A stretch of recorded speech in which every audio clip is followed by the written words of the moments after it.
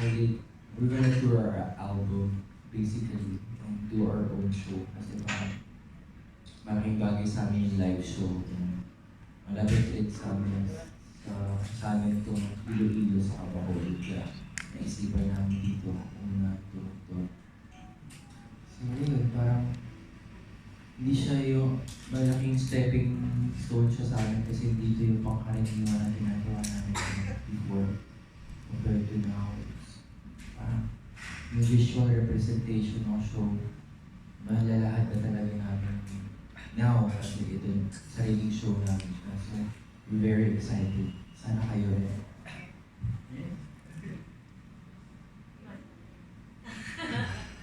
Question.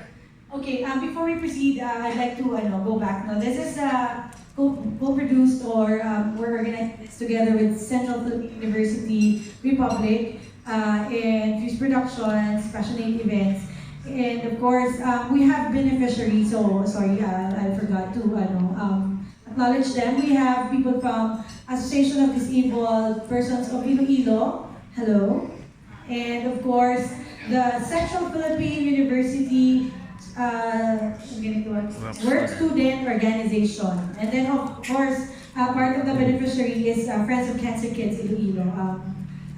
They will be at the venue setting up their booth tomorrow. But for now, sige, I'll give you the floor to ask a few questions. I would like to welcome, of course, Mr. Paulo Valenciano, the director of the Sweet Shadow Tour.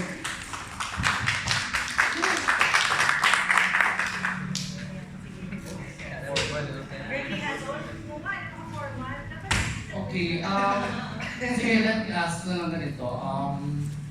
Kahit sa alis ni Unique sa group, did you expect that in a short span of like 2 to 3 years, you'll reach this far and even get nominated sa MTV sa Europe and soon you'll embark on a world tour?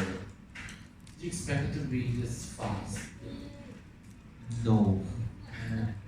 Hindi namin siya in-expect kasi parang hindi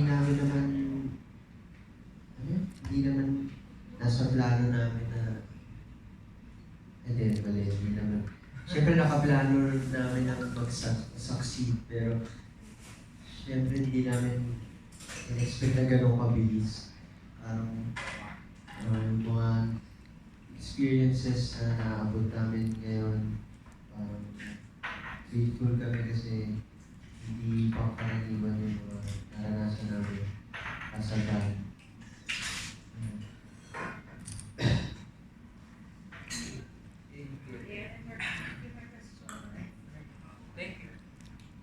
This question may be for Paulo. As a director, what should Ilonggos expect for this concert tour? This is something that I told other people from the media. When we first met, they actually are one of the only artists that have come to me with a whole concept, with a whole plan, to the point na parang sabi ko sa kanila sa meeting, parang ba't pa ako nandito? Ano bang gagawin ko kung nakaset na lahat? But that really shows you what kind of artists these guys are, because other performers, other artists, they would just parang lumarakit lang, they'll get hired to perform somewhere, tapos they'll work with whatever is available na equipment, na gear. It's not the same with these guys kasi parang alam talaga nila kung ano yung gusto nila, and they really if I'm not mistaken, they've been avoiding, they haven't been gigging a lot, so that to create hype for this tour. And there's not a lot of artists who would be not a lot of managers also who would do something like that. So my role really in this whole project is just to make sure that their vision. It's their vision that comes to life, and it's just really it's an honor to be to be able to work with these guys. I'm also learning a lot from them. There are certain things that they wanna do na hindi madali pero nakaka-challenge siya. So yun yung exciting. But is this the first time that you have worked together? Actually, the first time I worked with them was maybe about 2 years ago. They were still 2 years na, 1 year ago. 1 year ago, up and coming pa lang sila noon. But the producers were already telling me, you need to check this band out. They're really good, young guys, and that was, I think, last year. No, that was 2017. That was 2017. Yeah, and I remember watching them. Actually, nung time na yon, hindi pa sila pinapansin ng audience. Pero kaming lahat sa tech booth, lahat ng production, it was the first time we heard them live. So sobrang we were all blown away. And then I think 2 or 3 months after that, bigla silang sumabog. So, it was a proud tito moment na nangyari yun. And then when they called for this project, syempre game talaga ako. For the forum space, how did you come up with the idea of having vintage looking band but with a modern kind of genre? Like their branding. How did you come up with it? Siguro the thought of being, the feeling of nostalgia, not being nostalgic, but the feeling of that nostalgia, and also looking forward to what's gonna happen in 5 years of being modern. Parang masaya lang yung idea na naguguluhan ng tao, ano ba sila, modern ba sila o makalimutan? Yan ang masasagutin talaga. Yan yung tanong sa akin lagi pag press release. Yay! But at first, we have fears like millennials are not into vintage before until now actually. Do you have fears before na baka hindi nila kagatin yung Nung nagsisimula kami, mas walang fear pag nagsisimula kang banda kasi wala pang expectations, lahat parang nag-experiment pa lang kami kung ganito. Basta parang importante sa amin, gusto namin magkakabanda yung ginagawa namin kaya ito, triggerin na natin ito, just game lang. Mas nagkataon na lang na magustuhan ng iba, kaya masaya. Tingin kami pressure. Ngayon may pressure na kasi may expectation na sila. Ano gagawin nila next? Kasi may press ko. Mas luma naman.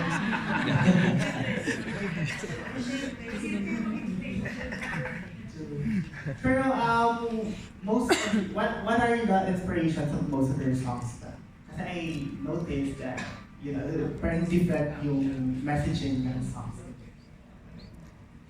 Minsan sa experience namin, minsan sa pananaw ng iba. Depends. Pero kadalasan gusto namin sabihin nila, sasabihin namin. Kaya yung mga di pa namin alam, di pa namin masasabi. Kaya marami pa kami pwedeng sabihin kasi marami pa kami hindi alam.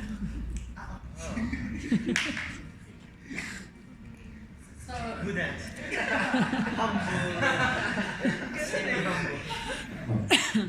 So, yung bagong album na mga ilang percent dito sa mga songs na kayo mismo yung sumulat? 100.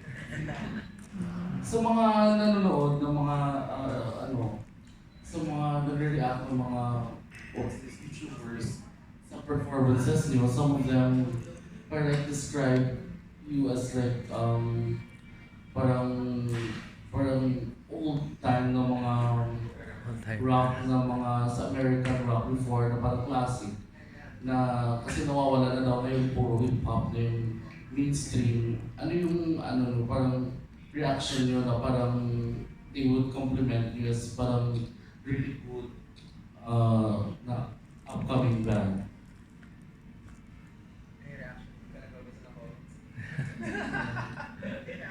Mga videos. Ewan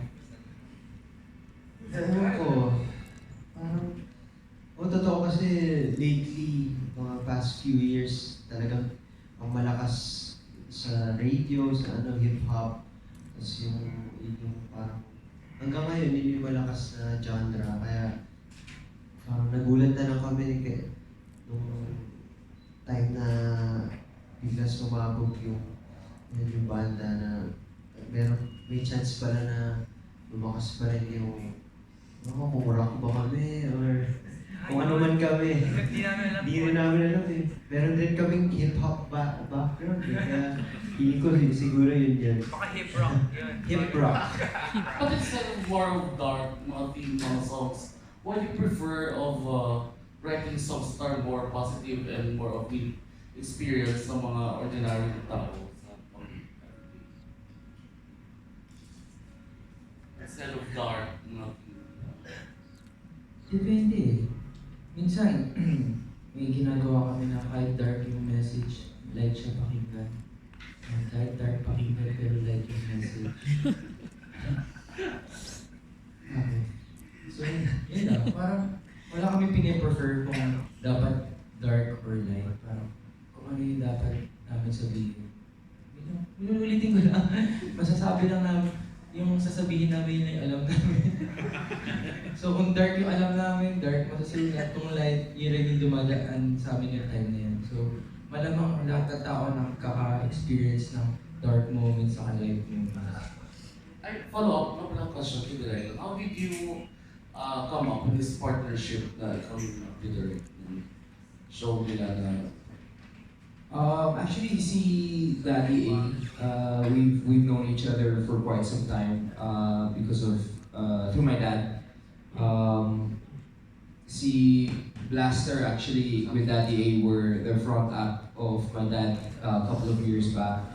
I think it was through Alan that we really were able to form this partnership. And you know, like I said a while ago, it's rare for artists to have to think this way, and it's sobrang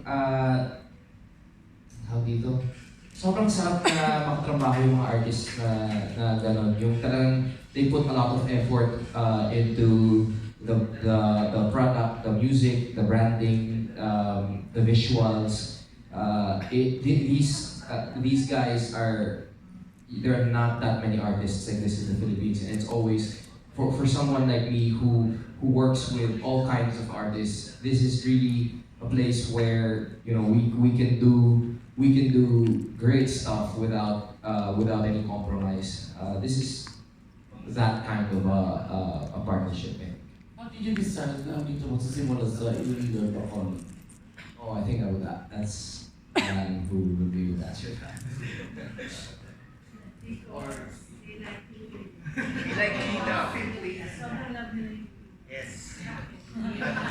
True. Okay, so as Magida mentioned, you guys love Iloilo, right? So can you guys give us those top 3 unforgettable experiences sa Iloilo that you guys would like to really come back for more?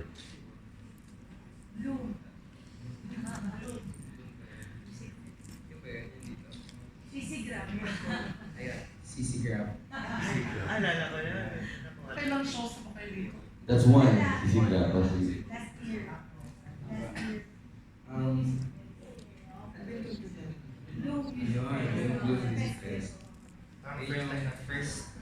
First time namin sa Iloilo. Hindi namin na-expect na ganun yung turn up ng event. Kaya, yun, yung appreciation nila sa amin. Top 3, di ba? Top 3. Tapos, Ano ba ito? si Gita. May 4. Ay, force pa.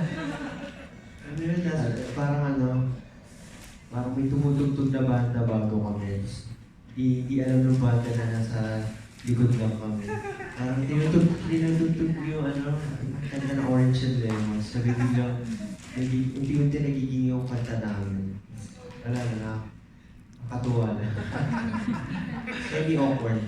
Okay, so you guys have mentioned you have worked with other artists here from Iloilo because nag-perform sila for your shows.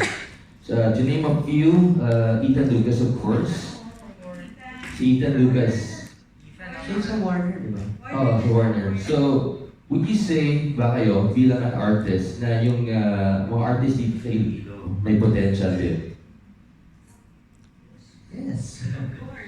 Ako, feeling ko pananaw ko lahat naman may potential. Yeah.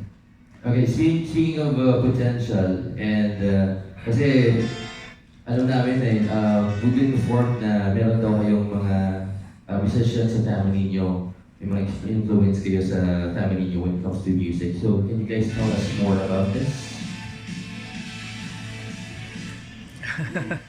May background music na.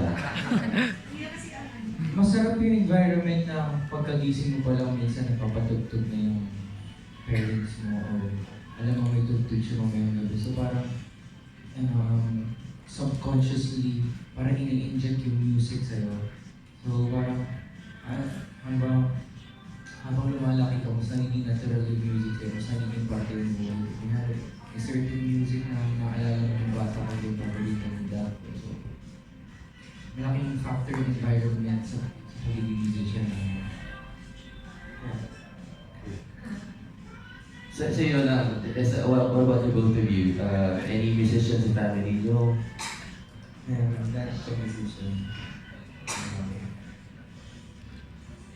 Bata pa lang ako, pinag-ano yun ako naka-headset. Ewan ko ano yun. Ano yung tape? Walkman. Cassette tape. Oo, parang ganyan. Tapos bata pa lang gano'n. Tapos di ko alam, nakalala ko. Mga high school ako nag-start mag-drums eh. Ang alam ko. Tapos meron pala akong picture before, batang-bata ako, puro kaldero. So yun na pala yun. Auxiliary percussion. Oo, yun na yun. Oh. Yung auxiliary percussions na pala ako nun. Mga 1-year-old. Tapos nag-stop ako. So, yun, dad ko, musician. Malaking tulong siya sa musical journey. Ako yun din, dad ko rin. Musician groups na. Simula bata pa lang ako. Lagi na may nagpapatugtog sa bahay. Tapos nakapanood na rin ako ng mga tugtog noon. Hindi ko alam. Bata pa ako. Mahilig ako kumanta talaga dati. Nung alam ko paano lang ginagawa ko. Yung pinaka-naalala ko moment na pinaka-earliest memory ko ng music. Sumali ko sa parang talent show, parang singing contest yung mga 4 years old ako. Mas talo ko.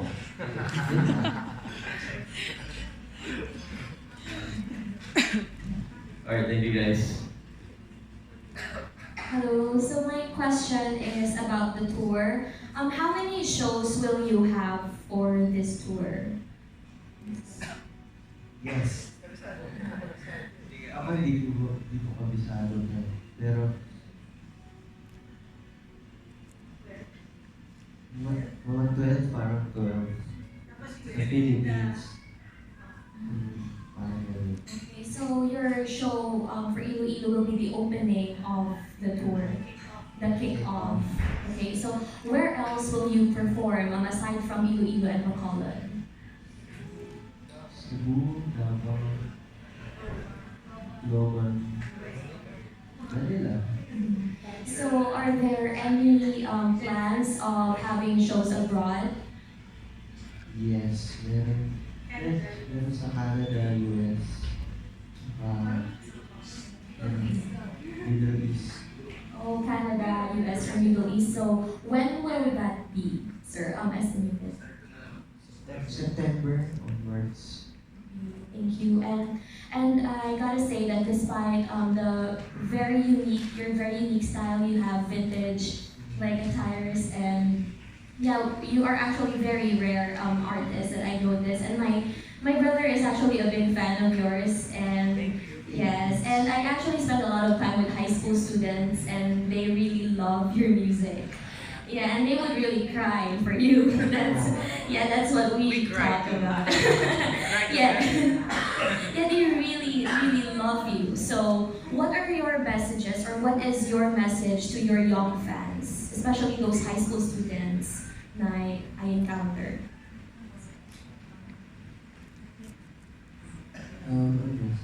Sa high school students, alam ko minsan nakakatamad mag high school, pero masaya. Message sa high school students, di ba? You know what?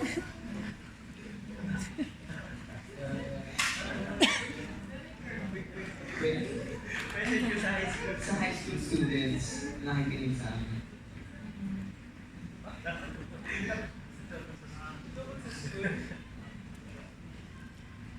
Mag-aral kayo. Okay, and back to the tour po. So, what can we expect from this tour? What can we expect from your show? Like, are there gonna be like pasabog effects? Dance showdown.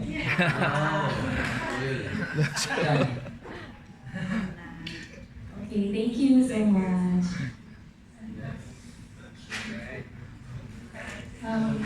One last question before we do like photo. My question. Wala na. Ha? Ah, sige.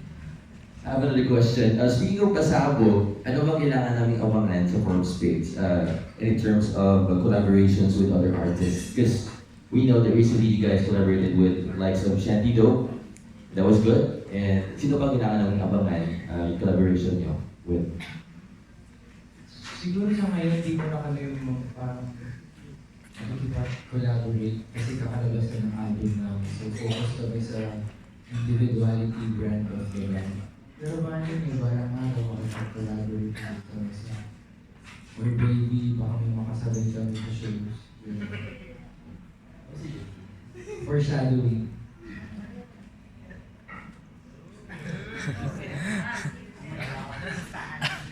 So, it's mixed. So, not all the youngs or the younger generations. We have the 80s generations like me. So we expect you to perform a medley of 80s hits tonight.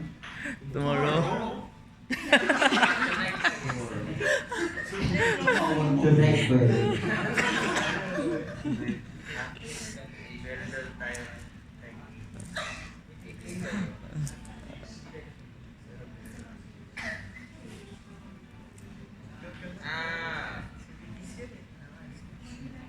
Hirap eh, pero pwede naman kami mag-DJ, pero naka-master kami.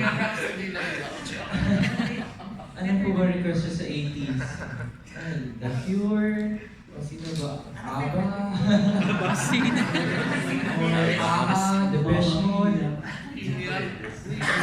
Sir Gary B? Air supply, mga maganda carpenters. Okay, siguro final invitation for the people to watch tomorrow. And later, no, meron kayong appearance sa SM mga kaibigan. So, konti lang. Na-shoot sila. Hindi, invite na lang for the concert tomorrow, please. We're inviting you to the Sweet Shadow Tour, where everyone is welcome. It's okay if you don't feel like you're welcome, but in reality you are welcome. Thank you for coming. We are Four of Spades. Have a good night.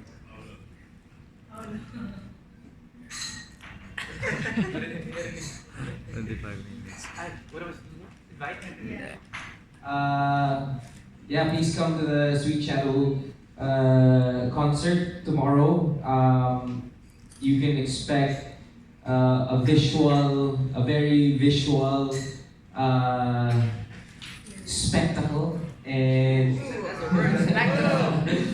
and I think the Four of Spades fans are going to really enjoy this, and even those who aren't fans, there are certain surprises that you will enjoy for sure.